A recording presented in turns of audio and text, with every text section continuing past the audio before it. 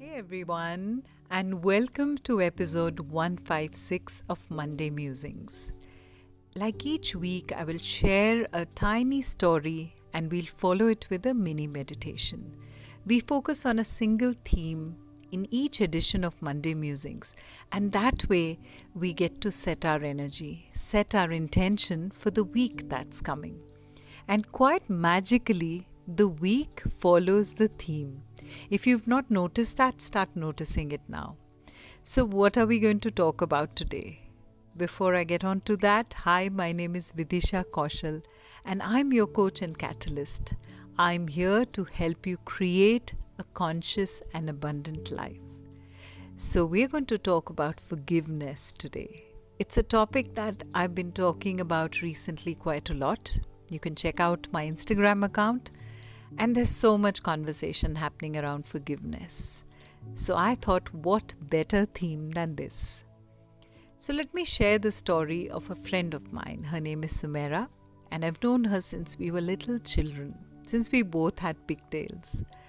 So Sumaira is this wonderful human being, very unique, very special. She's a wonderful friend who can do just anything for her friends, and that's her unique point. Well, Sumaira has another unique point, and that is she used to be her worst critic.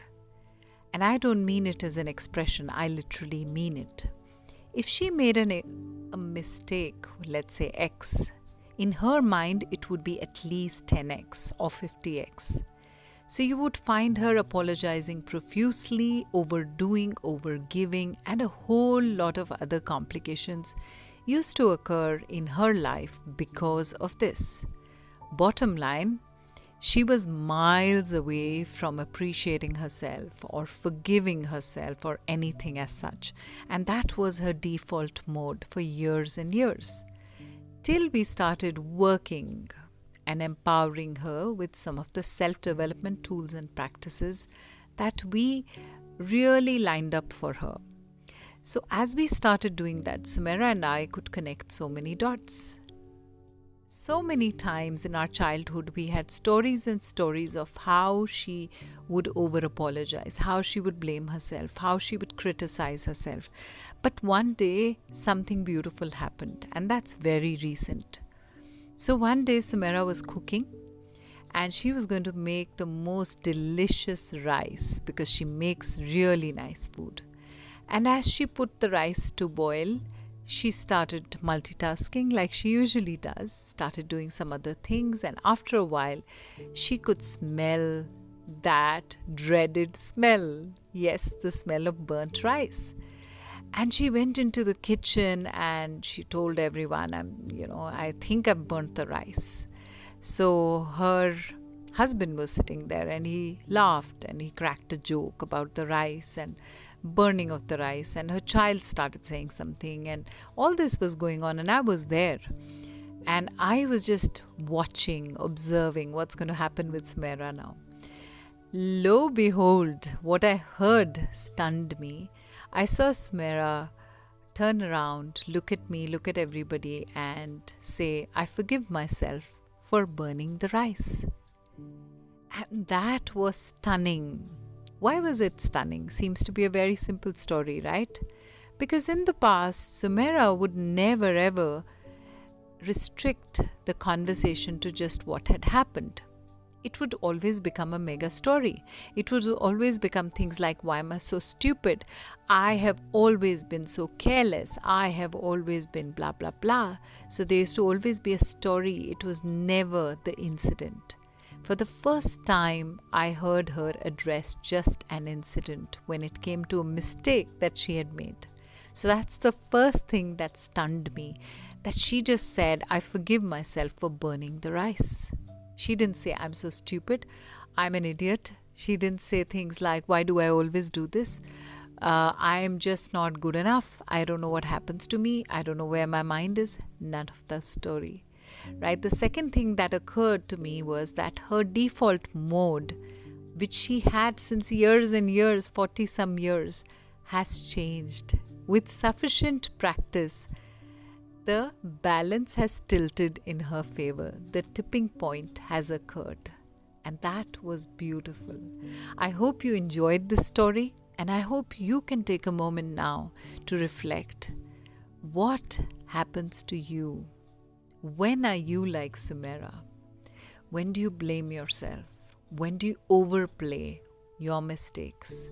When do you refuse to look at them as learning and instead hold yourself up to stringent standards and blame yourself, run yourself down, and criticize yourself? And if you've been doing that, it's time to change it. You'll discover that as we become more critical of ourselves, we find more and more to criticize in life, in others, in ourselves, in our environment, in our children, in all the extensions of ourselves. And as we become less critical of ourselves, the story just changes. So let's just sit comfortably. Close your eyes. Breathe in and breathe out. And let your body relax. As you do that, allow these words to permeate your consciousness. I'm now willing to forgive. I'm willing to let go of the past. I'm also willing to let go of the need to stay hurt. I let go and I set myself free for everything that I have blamed myself for every mistake, knowingly or unknowingly, that I may have made, for every moment when I did not speak up or stand up for the right cause. Most importantly, when I betrayed myself. I forgive myself in this moment. I feel the energy of forgiveness all around me. Pure energy, no longer filled with resentment, anger, blame, but just clean, clear source energy. I let myself bathe in this beautiful light. And I let this light flow into every part of my life, all my extensions, the people that I work with, to my family, to my environment, to all the people who surround me. And I carry this beautiful clear energy into the week that's coming. Anytime I catch myself going into a blame mode, I quickly come back on track and I forgive myself for that incident without giving it more meaning or a story. I practice the same with others. And so it is. Have a beautiful week ahead.